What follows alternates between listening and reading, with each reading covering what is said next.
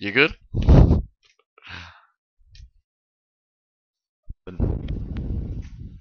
I was trying to hold it until I was off camera, but I couldn't make it work. That's fine. Abyssal City. Game number 5. And this time Life is going for a 6 pool. Yeah, it looks like Life is starting with a 6 pull on Abyssal City. Definitely not the strategy that you would expect. This is game number 5 at the Iron Squid final, the Korean qualifier final. Both of these players are already qualified for the main event, for the Iron Squid tournament. But Brown is ahead with a 3-1. If he takes another game, then he will be able to not only take the the spot, but additional $500. So let's see how Life is going to play this. Well, we actually know how he's going to play this with a 6 pool, but the main question, of course, remains: will Brown be able to defend or not? He starts with his wall on the low ground, and this is like the worst case scenario. What you want to do here is, I mean, with this position, he can't even pull off a night end defense, where you just block the ramp with your probe. So he has to build a forge on the low ground, a pylon in the main base, then start with the cannon. That's the only thing that he can do. His probe is already scouting, so he will see what's going on. Can he react in time, though? That's the main question here.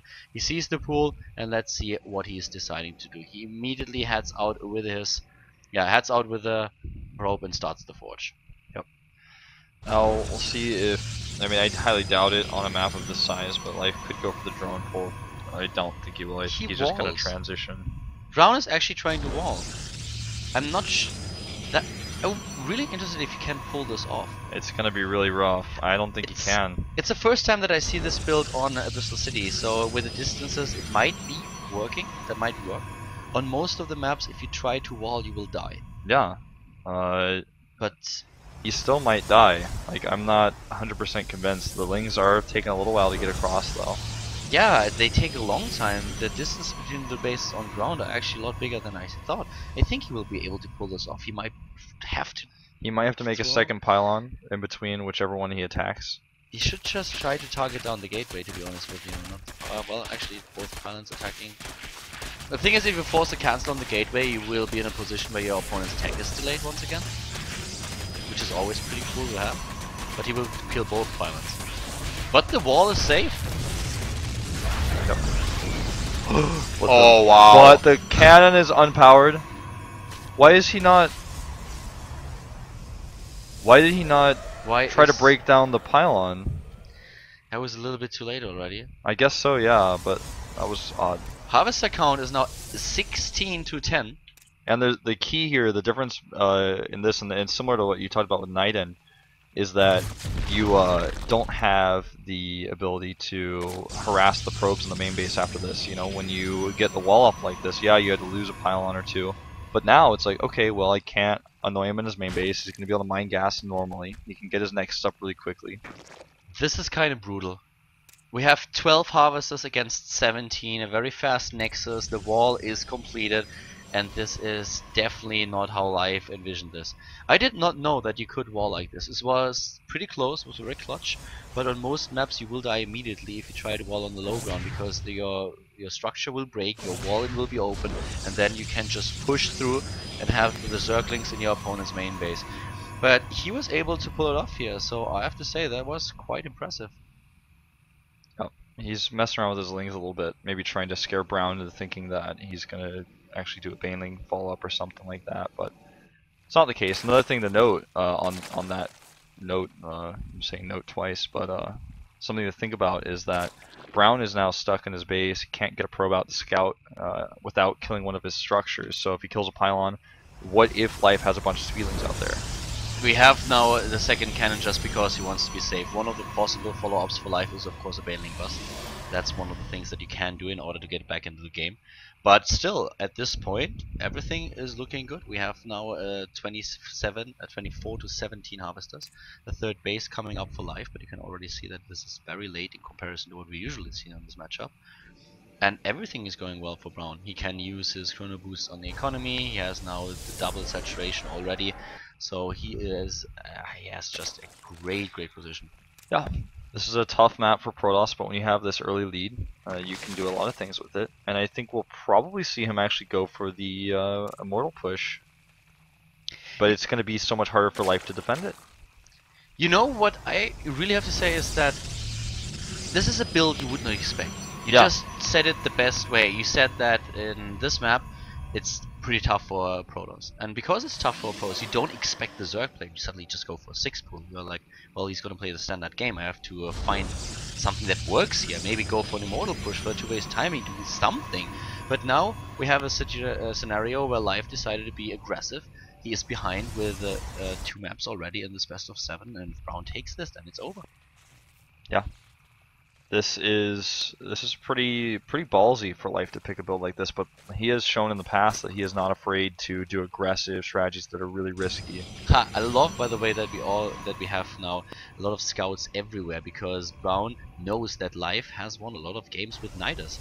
This is another one of the follow-ups. Yeah. But Life just tries to play this standard from here on. He tries to play a very stable game, a standard game, and this is something that really works for him.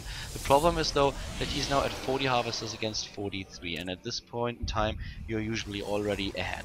You are in a better position when it comes down to the economy, and we have for Brown the first observer now out. So he wants to get an observer, he wants to get a glimpse of what's going on here, because right now he has no clue. He doesn't see anything. Yeah, you're so right. He's been locked in his base because of the wall off, and so he wasn't able to get out there. Now he sees no units outside his base. He'll probably kill his pylon soon, so he can send more units out there. Now that he knows that there's no baneling fall or anything like that. I mean, he even made the 3rd cannon just to be 100% safe, which means also he's gonna have a nice defense up for when he does go for that Immortal push. This is not a map where he will take a 3rd base with this at all. I mean, it's not even reasonable. Now he's adding 6 gates. I actually think this map is really bad, but yeah, it's just not balanced for all matchups. That's the big problem. I personally think that this is going to be so difficult for Life to hold right now, because he now reached lair, but he's going for the Roach one. He's trying to defend this with conventional units instead of relying on infestors. So if Brown just pushes out on 2 bases with a massive army, and that's what it looks like, then I don't think that Life has anything that can really hold his opponent back. 60 harvesters to 45, but a very, very strong army already. He's up to 6 are those. 9. He can warp in the next round, no problem at all. Warp prisms, of course, already being queued up. Yep, and again, I would really like to see a probe come with this army. He's made it work without it though, and he just again keeps the probe inside. He knows that he moves out. He knows about the move out. The warp prism will be on its way. Can warp a few more units onto the low ground, which is exactly what he does. He's going to go for the 3rd. We have seen people go for the natural on this map instead though. Yeah, Harding used to attack the 3rd base here. That was how he won against DRG on this map. Was very patient with his force fields, very patient how he engaged his opponent. And now we have +1 armor halfway done. A lot of Zerglings for Life. Tries to get into a flanking position. This is going to be so crucial. More warp-ins here before the actual fight starts. He sees them. Nope, he didn't. Another cannon going up at home. He really wants to have that defense ready.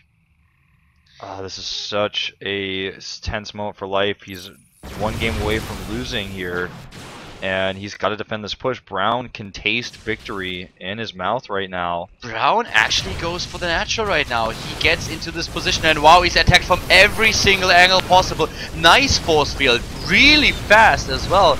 There are no fungals, no infestors, only ground units. There's no way for him to deal with the Immortals. He doesn't have +1 even for those roaches just yet, and when he will, he's gonna face +1 armor, so it's gonna be negated right away. He started drop, God knows why. That's never gonna finish. I think that was a mistake, perhaps, but maybe he wanted to get Burrow. I'm not sure. I don't think so either. That is 200. That is way too expensive. He needs those minerals and he needs the gas. He has a bit of a lava problem. Look, he's already building his probes here, his drones. He just doesn't have any lava. He can't build anything anymore. I think this is Life dying. Life is going to lose this with a 4-1. Brown has just way too much. This is going to be it. He knocks out another one of those immortal, or rather the roaches. The immortals remain alive here. few more Force Fields being warped in, and that's going to be it. Yeah, that's all she wrote. 60 GG. supply, GG, and we have a champion. It is Brown. He wins the tournament. He wins the qualifier.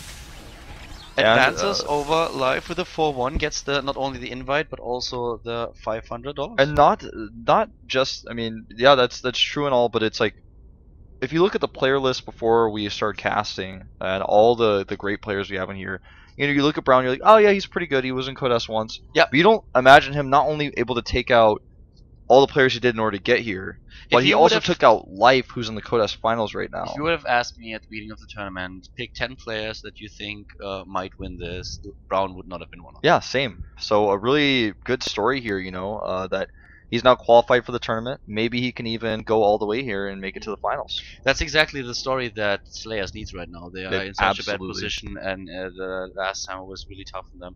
But now they have a player who is at least just qualified for Iron Squid. That's actually really good, and I'm very interested to see how he's going to do in the major tournament. In the main tournament, that's going to be very, very interesting.